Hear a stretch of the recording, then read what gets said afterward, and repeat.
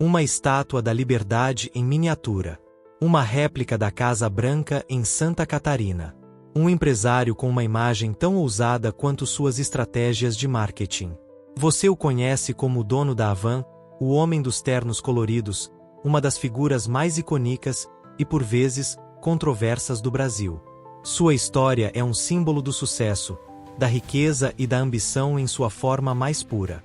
Mas, e se eu te dissesse que por trás desse espetáculo, desse império de bilhões de dólares, existe uma história completamente diferente? Uma história de um garoto que cresceu na pobreza, que lutou para aprender a ler e que viu seu negócio quase ruir no momento mais difícil da economia brasileira. Essa não é apenas a história de um empresário de sucesso. É a jornada de um ex-fracassado. A história de um homem que construiu um império contra todas as regras, e que descobriu que o fracasso pode ser a sua maior lição. E o que ele teve que superar para chegar até aqui, é o que você vai descobrir agora. Mas, antes de continuarmos, inscreva-se neste canal.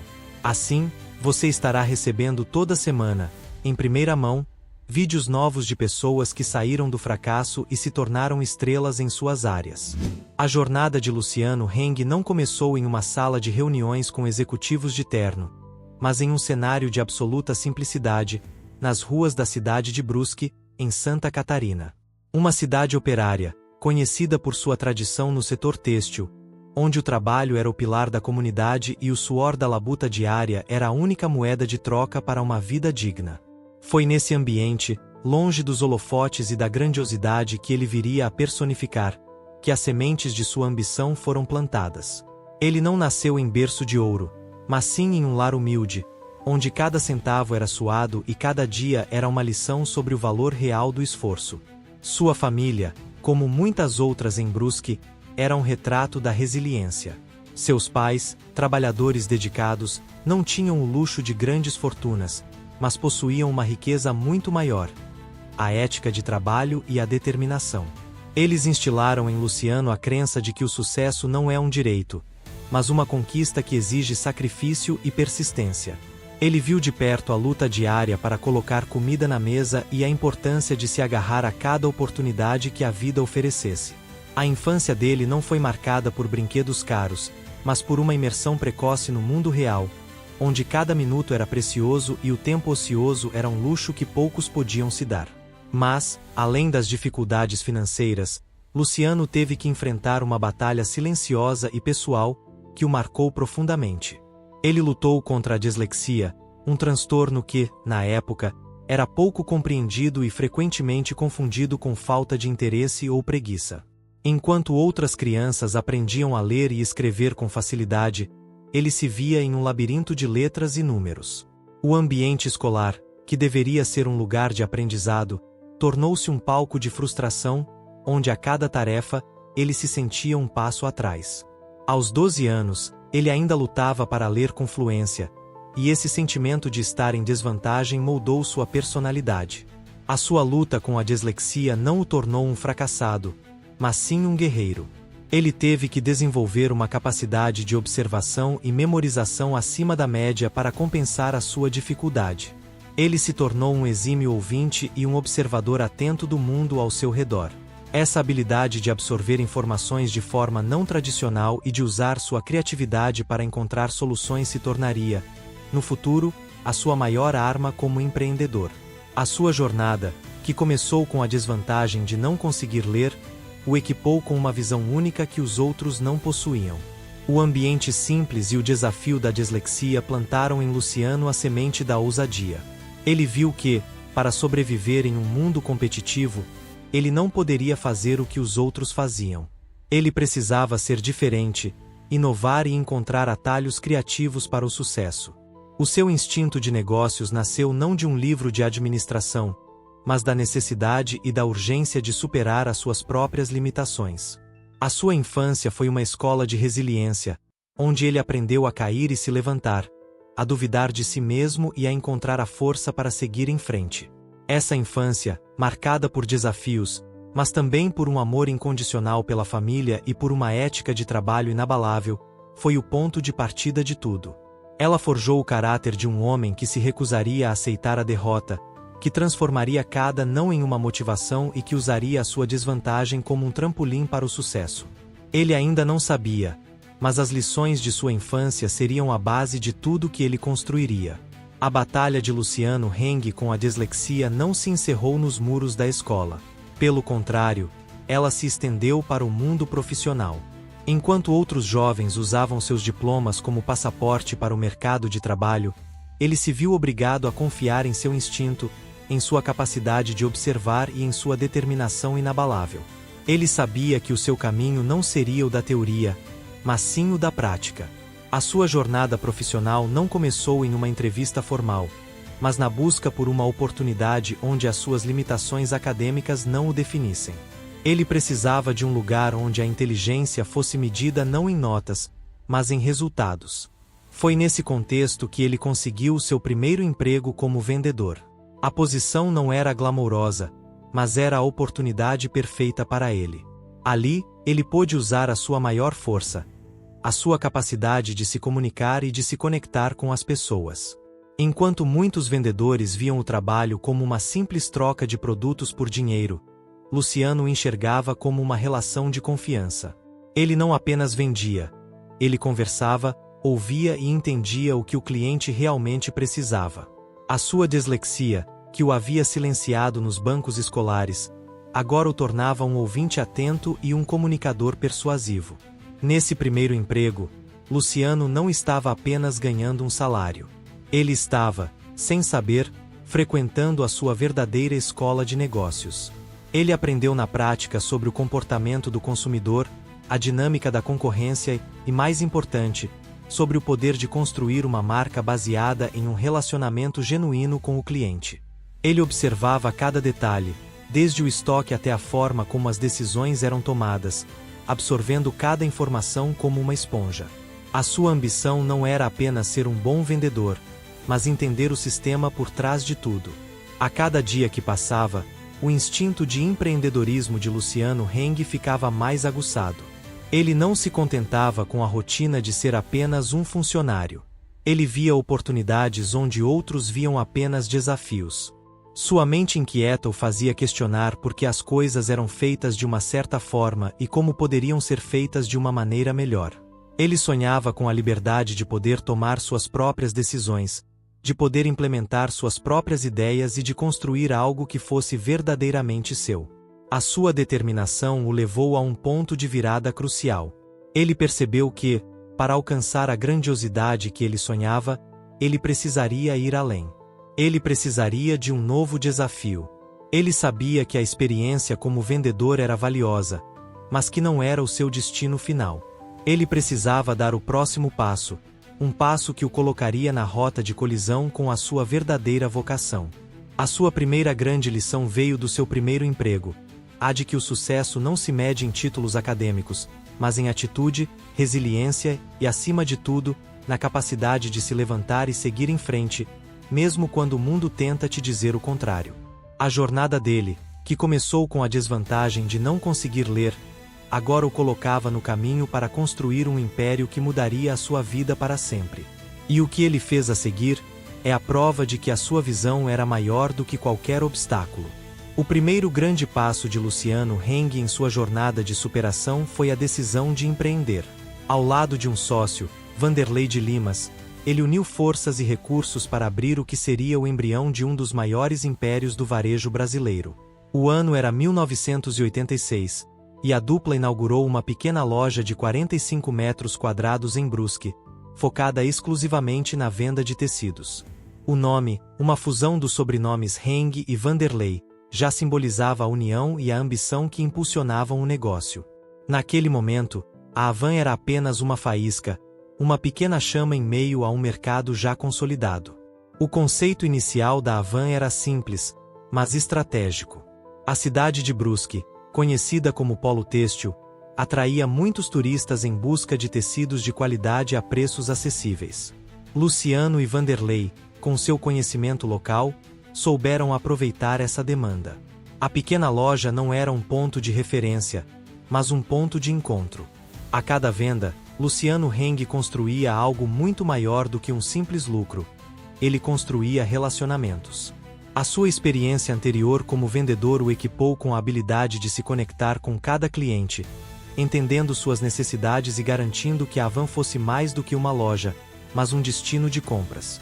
A cada semana, a pequena loja ganhava mais notoriedade, e o que era para ser apenas uma loja de tecidos começou a se expandir.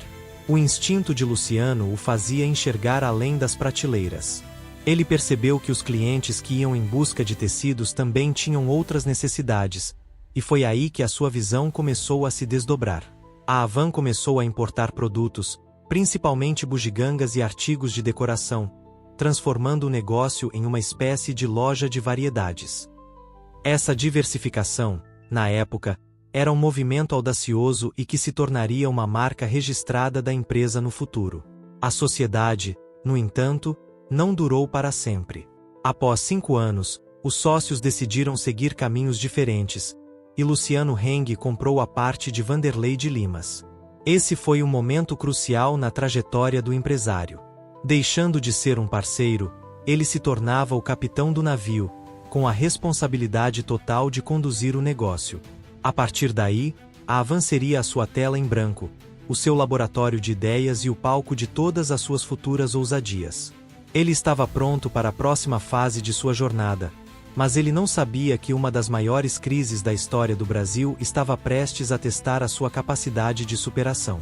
A Havan, que começou como uma pequena loja de tecidos, já era um prenúncio do que se tornaria. A ousadia de diversificar os produtos, a visão de transformar a experiência de compra em algo mais do que uma simples transação e a capacidade de se reinventar já estavam presentes. A faísca já havia sido acendida, e o que aconteceria a seguir transformaria para sempre a vida de Luciano Heng. Com a Havan agora sob seu total controle, Luciano se preparava para expandir, mas o cenário político-econômico do Brasil se tornaria o seu maior adversário. A sua ambição seria colocada à prova, e a sua capacidade de sobreviver ao caos definiria o futuro do seu império. A Havan, que parecia estar decolando, ainda era um negócio frágil, uma pequena embarcação em um mar que se preparava para uma tempestade. O ano era 1990. O Brasil vivia um momento de grande expectativa com a posse do novo presidente, Fernando Collor de Mello. Havia promessas de mudanças radicais, mas ninguém estava preparado para o que viria a seguir. Em uma manhã de março, o país foi paralisado por um anúncio que mudaria a vida de milhões de brasileiros, e em especial, de Luciano Heng. O governo decretou o confisco de todas as contas bancárias e poupanças, congelando o dinheiro da população e paralisando a economia de uma hora para outra. O caos se instalou. Para a Havan, o impacto foi devastador. Com o dinheiro da população retido no banco, as vendas despencaram. Os clientes simplesmente não tinham como comprar, mesmo que quisessem. O estoque da loja, que tinha sido recém-abastecido para atender a uma demanda crescente, agora se tornava um peso morto. Luciano Heng se viu de repente em um beco sem saída. Ele tinha a loja, tinha os produtos, tinha o sonho, mas não tinha fluxo de caixa. O dinheiro necessário para pagar os fornecedores, os funcionários e as contas da empresa simplesmente desapareceu da noite para o dia. A Havan, que mal tinha começado a engatinhar, parecia estar com os dias contados. O desespero tomou conta. Luciano, que sempre foi um otimista, viu o seu sonho ser esmagado por uma crise que ele não podia controlar. Ele sentiu o peso da responsabilidade pelos funcionários e suas famílias, que dependiam do salário da Havan para sobreviver. Aquele não era um fracasso de mercado, mas um fracasso de sistema. Era a prova de que, mesmo com a visão e o trabalho duro, a vida podia te dar um golpe que te tiraria da batalha antes mesmo de você ter a chance de lutar. A Havan, que ele construiu com tanto suor e dedicação, parecia estar prestes a ser engolida por uma crise econômica que não perdoava. Mas o que seria o fim da linha para a maioria dos empreendedores, para Luciano se tornou o momento de sua maior prova de resiliência. Em vez de desistir, de fechar as portas e se render ao caos, ele decidiu lutar. Ele se recusou a ser uma vítima do plano Collor. A sua decisão foi ousada e, para muitos, louca. Ele decidiu manter a loja funcionando, mesmo com prejuízo, e usar o pouco dinheiro que tinha para manter os funcionários. Ele não tinha como pagar os fornecedores, mas prometeu que, assim que a crise passasse, ele pagaria cada centavo. Essa promessa de fidelidade e compromisso com sua equipe e seus parceiros se tornaria a base de sua recuperação.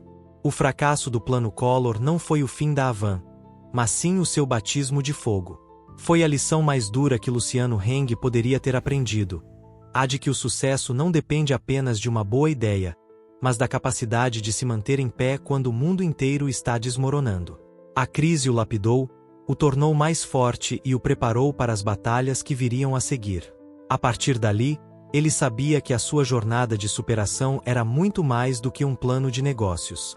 A crise do Plano Collor, que parecia ser o ponto final para a Havan, na verdade se tornou o seu ponto de virada.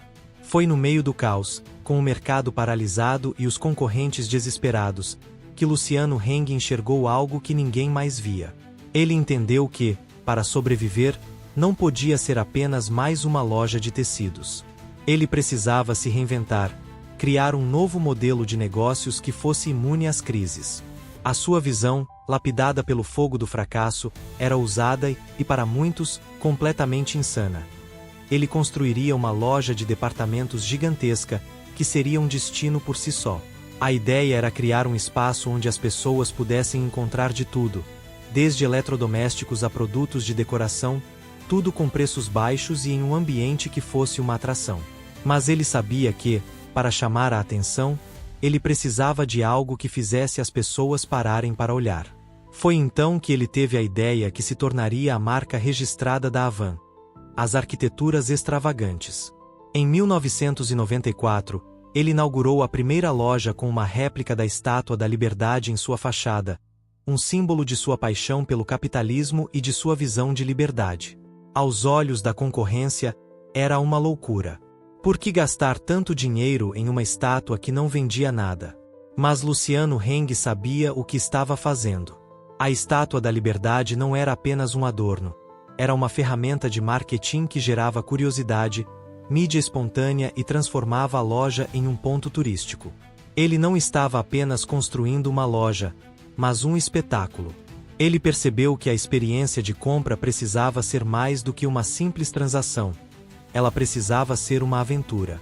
Com o sucesso da primeira loja temática, Luciano Heng não parou. Ele começou a replicar o modelo em outras cidades, sempre com arquiteturas icônicas, como a Casa Branca e outros monumentos famosos.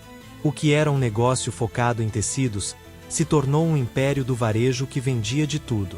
A sua visão, que era vista como um delírio por muitos, se tornou o segredo do seu sucesso. A Havan, que parecia estar com os dias contados por causa do Plano Collor, ressurgiu das cinzas, mais forte do que nunca.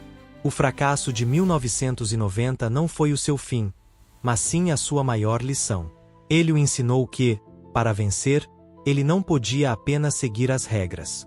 Ele precisava criá-las. A ousadia que ele demonstrou naquele momento foi o que o catapultou para o sucesso, provando que, no mundo dos negócios, a visão é a arma mais poderosa de todas. E foi a partir desse momento que a sua jornada de superação, que começou com a simplicidade de um menino de Brusque, se tornou a história de um dos empresários mais icônicos do Brasil. A Havan não era apenas um negócio, mas a prova de que a resiliência e a visão de um homem podem transformar o fracasso em um império. Com o crescimento exponencial da Havan, Luciano Heng deixou de ser apenas um empresário de sucesso e se tornou uma figura pública de destaque, com uma plataforma para expressar suas opiniões. Sua ousadia, que o levou a construir lojas com réplicas da Estátua da Liberdade, se manifestou em sua vida pública, com o empresário se tornando um defensor vocal de suas ideologias. E, como toda figura pública, sua trajetória passou a ser marcada por polêmicas e batalhas políticas que dividiram a opinião pública. O mesmo homem que era visto como um herói do empreendedorismo por uns, era criticado por outros por suas posições e seu ativismo. A sua marca, antes associada apenas a preços baixos e variedade, se tornou um símbolo de debate político, o que gerou boicotes, críticas e uma intensa atenção da mídia. Para Luciano Heng, o desafio não era mais apenas competir com outras lojas, mas defender a sua imagem e a sua marca em um campo de batalha totalmente novo. A sua forma de lidar com a controvérsia foi uma extensão de sua personalidade. Ele não recuou. Em vez de se manter em silêncio, ele continuou a expressar suas opiniões, usando suas redes sociais como um canal direto de comunicação com seu público. A sua honestidade, por vezes controversa, se tornou uma parte de sua marca, gerando uma lealdade feroz entre seus apoiadores e uma intensa crítica de seus opositores. Ele se tornou o rosto de sua empresa, e a sua personalidade se tornou a estratégia de marketing mais eficaz da Havan. O legado de Luciano Heng, portanto, não é apenas sobre a construção de um império do varejo. É sobre o papel de um empresário na sociedade moderna, sobre o impacto da sua voz e sobre a resiliência em enfrentar as críticas. Sua história nos mostra que, no mundo de hoje, o sucesso e a controvérsia podem caminhar lado a lado, e que a verdadeira prova de resiliência não está em agradar a todos, mas em ser fiel à sua visão e às suas convicções, não importa o quão impopulares elas possam ser. Ele construiu um legado que vai além dos negócios, e a sua história é a prova de que a ousadia e a coragem são as armas mais poderosas de um líder. A história de Luciano Heng é mais do que a jornada de um empresário de sucesso. É uma aula magna sobre resiliência, ousadia e visão. A sua trajetória nos mostra que o fracasso não é um ponto final, mas sim um teste de fogo que revela o nosso verdadeiro potencial. A luta com a dislexia na infância o ensinou a ser um ouvinte atento e um observador perspicaz, habilidades que se tornaram suas maiores armas no mundo dos negócios. O Plano Collor, que quase destruiu seu sonho, o forçou a se reinventar e a criar uma estratégia de marketing que o diferenciaria de todos os seus concorrentes. A sua vida é a prova viva de que a resiliência não se trata apenas de se levantar após a queda, mas de aprender com cada tombo para se tornar mais forte. A ousadia de construir uma réplica da Estátua da Liberdade em uma cidade do interior não foi um capricho, mas uma visão genial de marketing que transformou uma loja em um destino. Ele nos ensina que a visão de um líder deve ser maior do que o seu medo e que a maior arma de um empreendedor é a capacidade de inovar e de acreditar em si mesmo, mesmo quando o mundo inteiro duvida. O sucesso de Luciano Heng não foi construído por sorte. Foi construído por uma vida inteira de superação, de fracassos e de lições aprendidas. A sua história nos mostra que, no final das contas, o sucesso pertence àqueles que ousam sonhar, que ousam fracassar e que têm a coragem de se levantar para lutar mais uma vez. A jornada de Luciano Heng, de um garoto com dificuldades na leitura para um dos empresários mais controversos do Brasil, é uma prova de que a vida de um empreendedor não é uma linha reta. Ele nos mostrou que a resiliência não é um dom, mas uma habilidade que se aprende nos momentos mais difíceis, como na crise do Plano Collor. A ousadia, a visão e a determinação foram as ferramentas que ele utilizou para transformar um simples sonho em um império. A história da Havan não é apenas sobre negócios, é sobre acreditar em si mesmo, mesmo quando o mundo inteiro duvida. Então, se você, assim como ele, já se sentiu um fracassado, saiba que essa é a sua oportunidade. A sua história não está definida pelo seu passado, mas pela forma como você vai se levantar e continuar a lutar. E a lição mais importante de todas é que o sucesso verdadeiro pertence àqueles que nunca desistem. Se esta história tocou você, a sua jornada de superação começa agora. Assine o nosso canal e junte-se a nós para mais jornadas de superação. Me conte, qual foi o maior fracasso que te impulsionou para a frente? Compartilhe a sua história nos comentários, pois ela pode inspirar outras pessoas. A história dele te inspirou a querer mais? Então, para descobrir como um menino pobre do interior do Paraná construiu do zero a maior rede de farmácias da América Latina, clique no vídeo que está aparecendo agora em sua tela para conhecer a jornada completa de Sidney Oliveira.